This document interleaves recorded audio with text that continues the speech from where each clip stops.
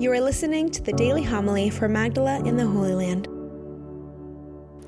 Jesus entered the synagogue. There was a man there who had a withered hand. They watched Jesus closely to see if he would cure him on the Sabbath, so that they might accuse him. He said to the man with the withered hand, "Come up here before us." Then he said to the Pharisees, "Is it lawful to do good on the Sabbath rather than to do evil? To save life rather than to destroy it?" But they remained silent, looking around at them with anger and grieved at their hardness of heart. Jesus said to the man, "Stretch out your hand." He stretched it out, and his hand was restored.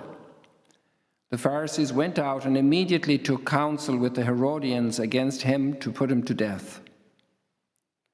The Gospel of the Lord. Praise to you, Lord Jesus Christ. Here we have a very hard case of enmity inside of religious community. And we see this confrontation with intent to violence. And this is very sad.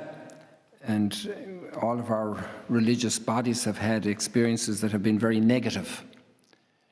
And they didn't have to be like that, but that's our history. That's the history of humanity. And it's also the history of Christianity. We can think in Europe we had 30 years war. And that left profound legacy of bad feelings, to say the least, right? And then that carries on generation to generation because people tell the stories of what the other ones did to them. And a continual fracturing also happens, but it's also a mystery of great unity in Christianity, thanks be to God. We also bear the burden of great divisions, but the great unity, and if we just think we're a Catholic community participating at Mass, that, we are now 1.25 billion members of our church, and the Lord has held us in a unity for 2,000 years, and often we feel the strains and the demands, the hurts, the conflicts, we could say, also within our faith, struggling over understanding doctrine, explaining it, and then the implications it has for politics, for example, becomes then contentious sometimes, and sometimes there are positions that are held in a very strict way, and other people are trying to dialogue with the world, so there's a whole mix of possibilities and opportunities that are occurring in the life of the church all the time, and that thinking of 2,000 years, and not from the same community, but all the different cultures in the world in this body, and the fact that we can still have a very serious dogmatic unity, a liturgical unity that's also strained sometimes, and a pastoral unity, the way we reach out to the world. It's really a marvel that we have this level of unity.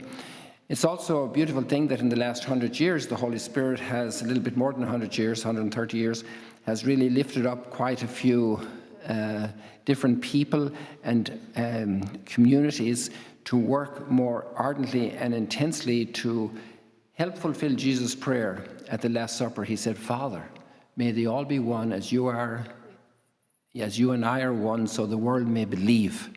That's also an evangelical intention to bring the gospel, the evangelium, the good news into the world. This is a big desire, and it's very connected to the unity of the church. Sometimes the fault is in the decay that enters into the people on the ground, but it's oftentimes a decay that enters into the leadership, and they need renewal. We all need renewal. And today we have in the letter to the Hebrews this king, and his name is Melchizedek. And there are two words there in Hebrew. Melech is a king, and Zedek is justice. So he is the just king, the king of justice. And guess what the name of his place is? Salem, which people interpret as Jerusalem later, the city of peace, Salem. Salem, salam, the word for peace. So when you have a king who is just, the community is at peace. If the king is unjust, then people are upset. And if that's grievous injustice, very severe, life-threatening injustice, then there's rebellion, there's conflict, serious conflict. And so we can pray that the church can be filled with a great desire and spirit and longing for this unity. In the case of the scriptures here, the reason for the reading of the letter to the Hebrews and the psalm, which also has the same line inside, "You are a priest forever according to the order of Melchizedek," which is it's obviously later than the Genesis reading, because Melchizedek appears in Genesis blessing Abraham. And he doesn't have ancestors and he doesn't have progeny, and the priesthood in the temple was from the Levites, and they were always the son. Their father was a priest, so the son was a priest. The case of John the Baptist, the case of Jeremy the prophet, Jeremiah, their parents were priests like Zechariah, and Jeremiah's father was a priest, so they were born as priests, right?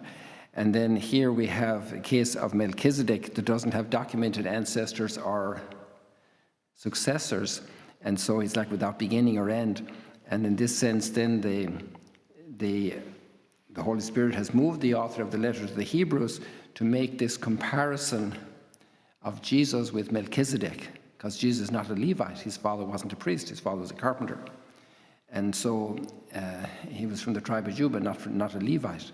So then it's a very interesting type of a logic that's used here, but it helps to bring out the figure of Christ. And yesterday we were talking about the anchor behind the veil, because Jesus is not only the Son of Mary, but he's primarily the Son of God, the eternal Word of the Father taking on human nature.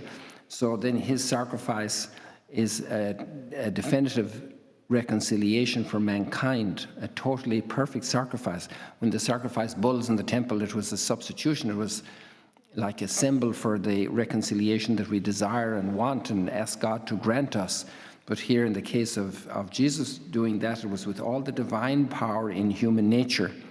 And so this part of the text that follows yesterday's is bringing out this aspect of Jesus' priesthood, that it's definitive. It's a total, complete reconciliation of the world.